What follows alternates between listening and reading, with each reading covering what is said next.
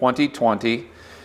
We're using a 30-year fixed rate at 3.8%. So that gives a down payment of $60,000, 20% down. Total monthly payments would equal $504,000 for a total out-of-pocket of $564,000 in 2050. For this first scenario, we're going to use 3% inflation, and we're going to assume that the home price goes up with the rate of inflation, which would be 3% as well. If that's the case, at the end of the 30 years, the home price would be $728,000. So we deduct the home price of $728,000 by the total out of pocket, which gives us a plus $164,000. Now, before you get really excited about that, we got to remember that the goods and services that this home would have bought in 2020 is the exact same as the amount of goods and services that this home would purchase in the year 2050, although the price went up.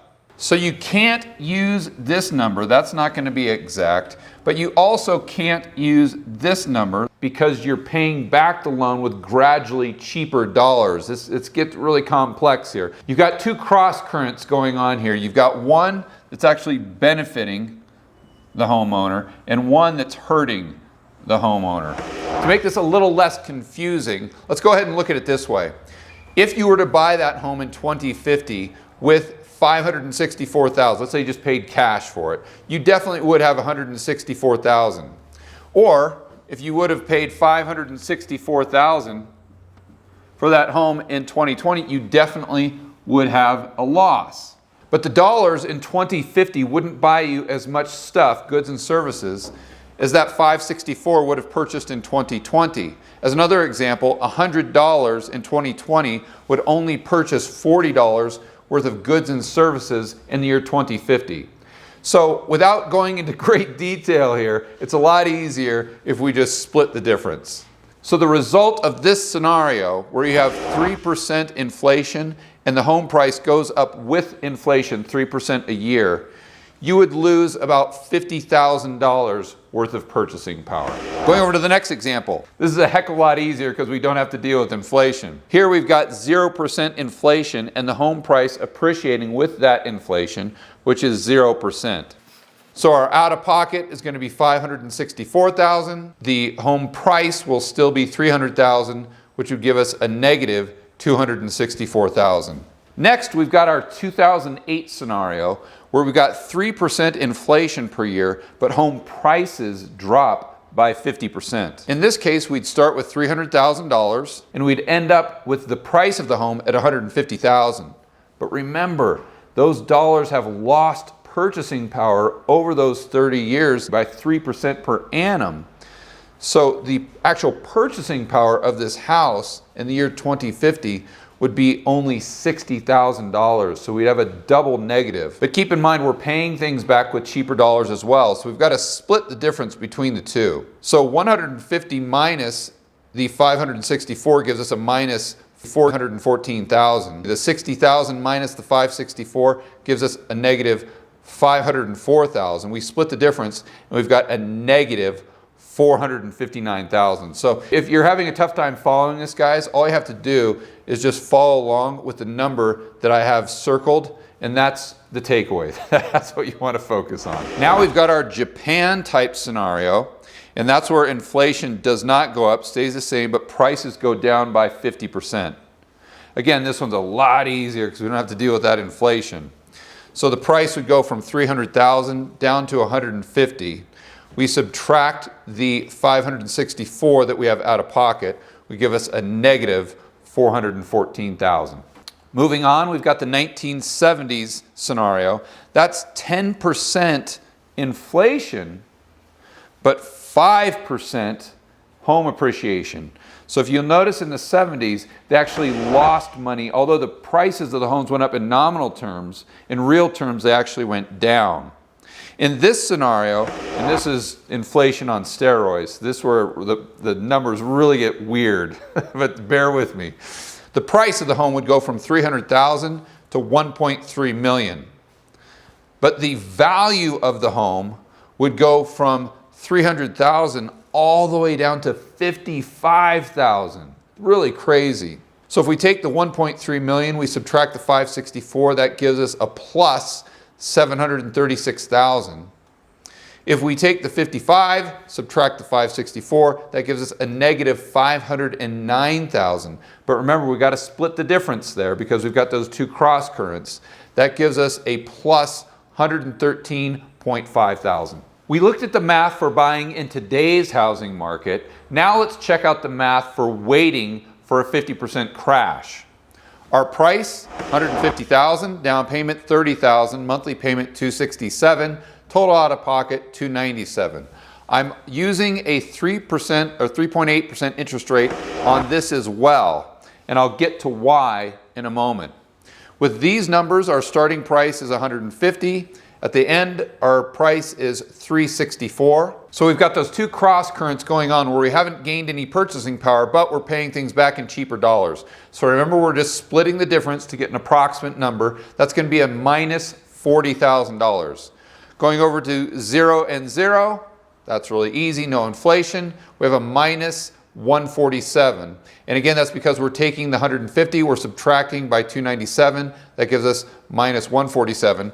Our 2008 type scenario, it's pretty much the same number as we have here because we've already absorbed that 50% loss. Same thing with the Japan type scenario. It's the same number that we have here because we have no inflation, but we've already absorbed that 50% loss. Here is where things change dramatically. I actually used a 9% interest rate here.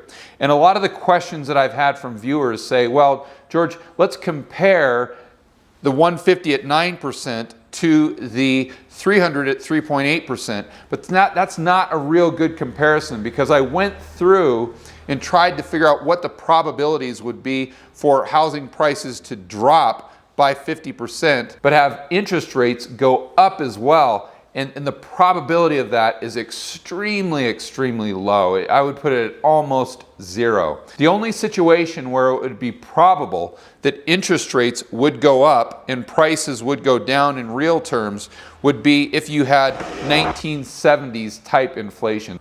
So that's why I only use the 9% interest rate here as opposed to the entire example. So that said, we've got prices. Our starting price is 150,000. Our end price was 648,000. But remember, we're paying a much higher interest rate, so our out-of-pocket cost has gone from 297,000 to 443,000. That would give us a plus 205, but we've lost a tremendous amount of purchasing power because we've got a difference between 10% and 5%. So our purchasing power of that home would go all the way down to 27,000. So again, we split the difference, and that gives us a negative 105.5 thousand. Now let's go ahead and compare the two examples, the moment you've all been waiting for. We've got the $300,000 example that's buying right now. We've got the $150,000 that's waiting for the crash. Now you can see the difference here, but I didn't add these two up. Why didn't I add them up? I didn't because the probability is so low for this actually occurring. Let's go back to that chart that I always use, going back to 1900 adjusted for inflation. And we've got our peak in 2006. This is where we are right now. And this is our historic trend line going all the way back to 1900. In order for one of these scenarios to be true, our trend line going out another 30 years would have to go from here all the way up to here. This would have to be our brand new trend line. And if you think about what would have to happen from a macroeconomic standpoint in order for us to maintain this delta, the odds are incredibly low. You may be asking yourself, George, why didn't you go over a scenario where the rate of appreciation would exceed the rate of inflation?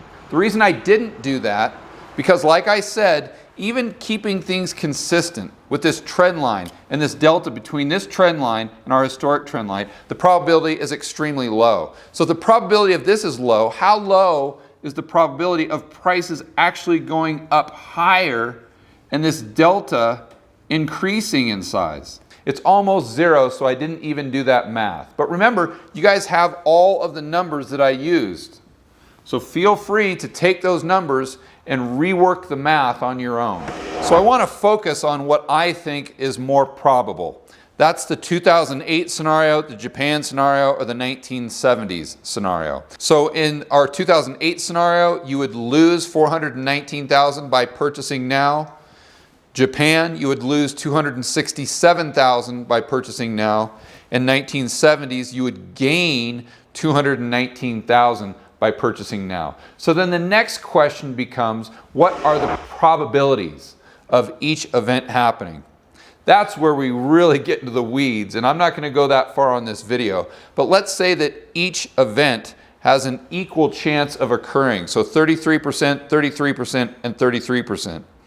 The decision that you would have to make is, are you willing to take a 67% chance of losing at a minimum $267,000 to take a 33% chance of gaining $219,000? I know what my decision would be. That's a terrible investment. Those are bad odds in my opinion, but I can't make that decision for you. So what's the grand takeaway from all this math? Pretty obvious. Don't buy a house ever. In every single scenario, you're almost guaranteed to lose money. So what that means is you either house hack or you rent where you live and own what you rent. And for all the information on how to do that, check out this content right here, and I will see you on the next video.